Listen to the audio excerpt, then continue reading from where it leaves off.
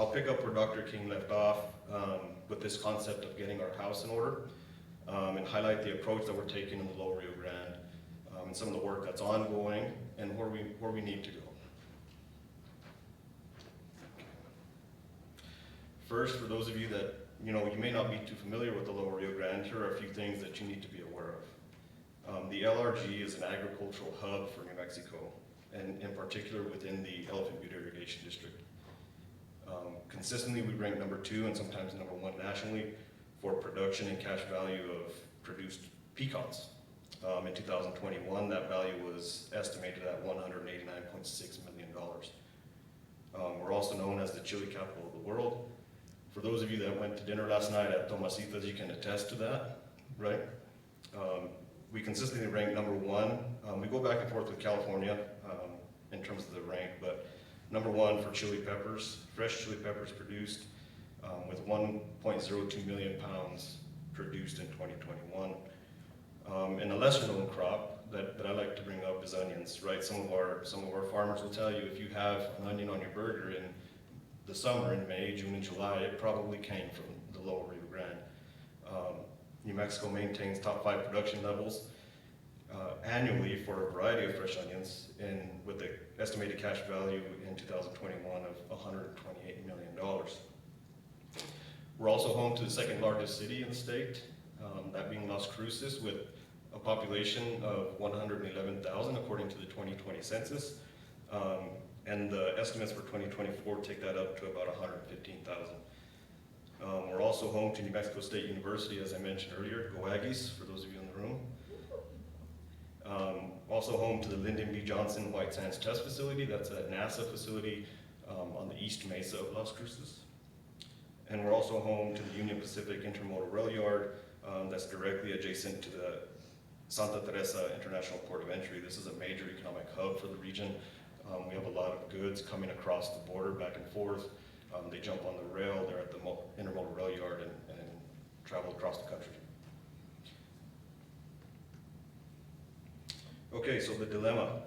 As you saw with Dr. King's presentation, there's a very important interrelationship between surface water and groundwater in the Lower Rio Grande.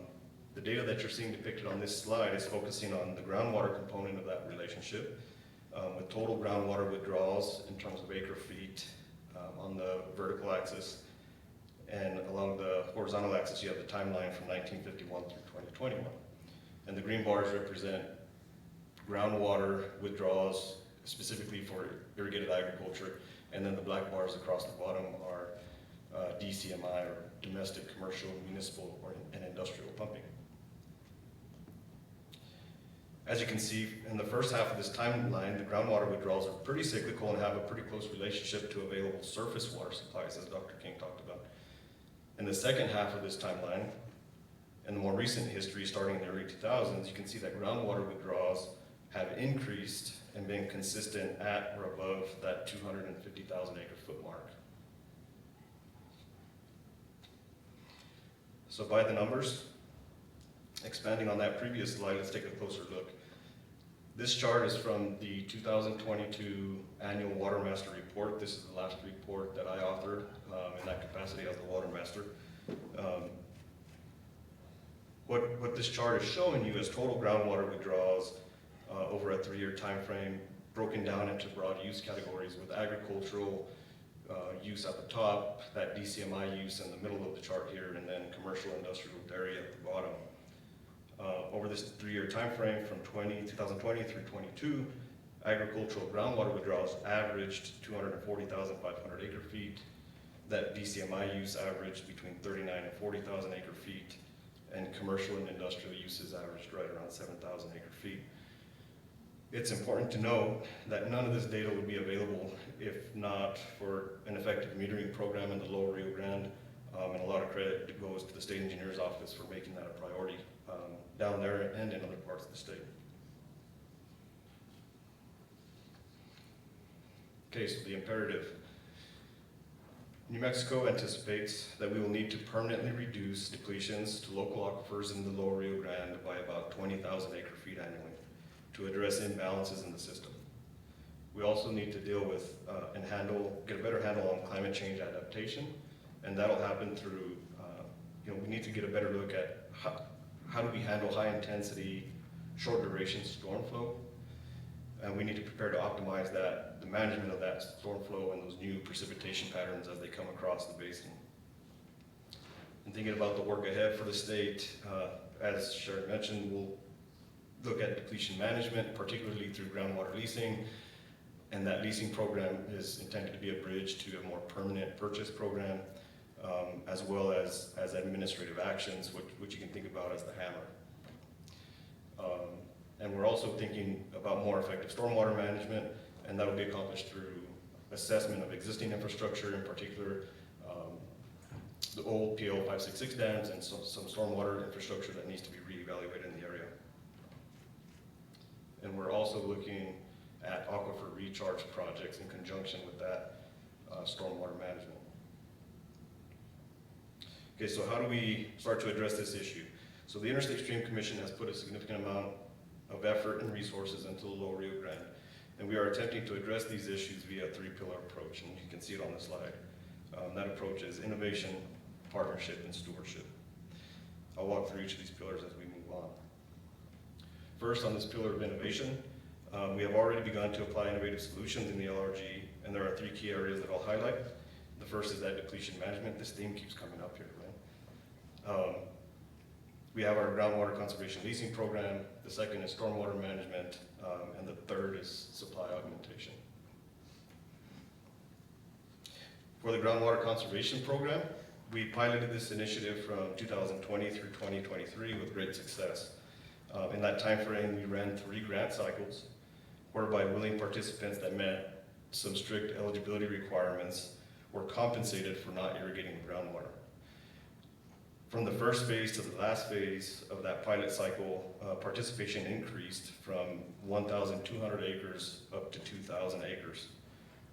And in 2024, we came out of the pilot phase into our full-blown conservation program that we're currently running today.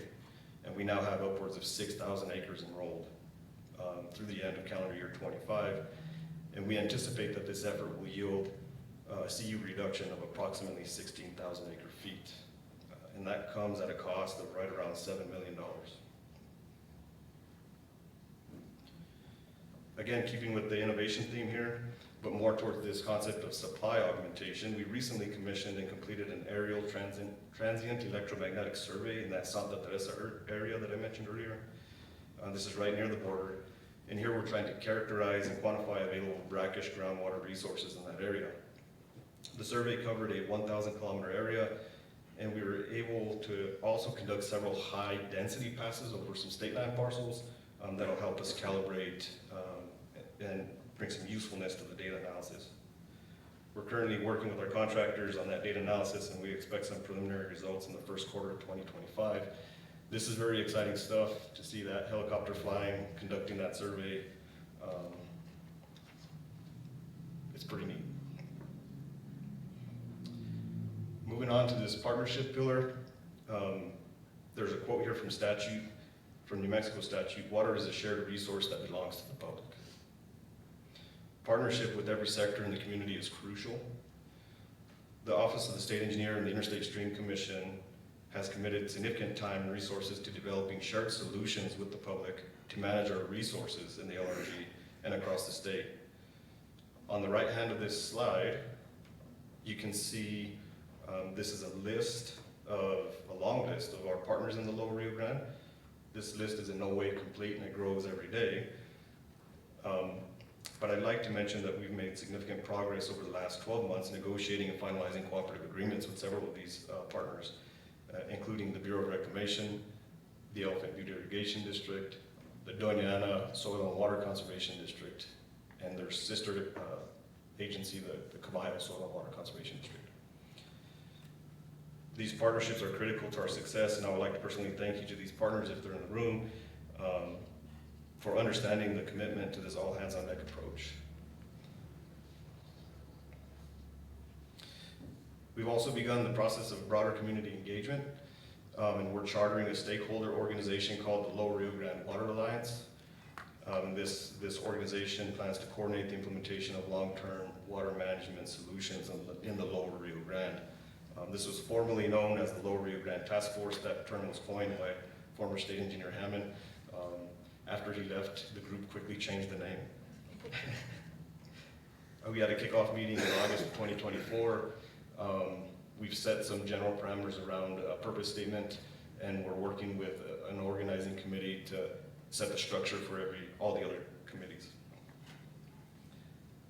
Moving on quickly here, and finally on this pillar of stewardship, we intend on taking a responsible and ethical approach to ground resource management in the Lower Rio Grande, with the intention of providing data-driven solutions with community input that result in more sustainable aquifers.